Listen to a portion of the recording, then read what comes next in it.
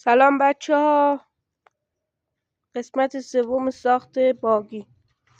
تو این قسمت ضد زنگ رو پاشیدیم، بعد این خورشیدی ها رو رنگ زدیم کامل، بعد این لاستیک ها این قسمت ها رو جوش دادیم، بعد این سک دست ها رو رنگ کردیم کامل. خب تو این بخش میخوایم جعبه فرمانش رو درست کنیم. این ضد زنگش بود. به نظرتون رنگ کلیشو چه رنگی کنم؟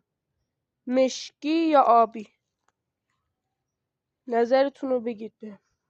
اینم از موتور که کامل قفلش کردیم، جوری تکان نمیخوره. اینم زنجیرش. بعد آره سگ دستش هم میخوام از جعبه فرمان خودم درست کنم، ولی سیبکاشو اون بازویاشو از مال پراید استفاده کنم. به این شکل این اینجوری بازی میکنه، اینم بالا پایین میشه.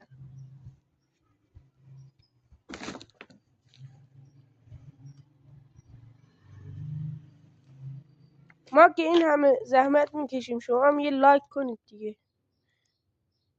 ممنون.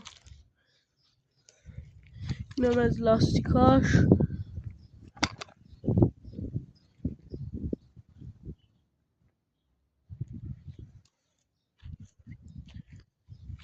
این سیستم برقش هم من خودم درست کردم. این ویوا سیستم برقشون کویل کوچیکه، من کویل هوندای براش بستم. اگه میخواید فیلم اینم بذارم، پس حتما یه لایک و فالو کنید که فیلم اینا رو هم بذارم.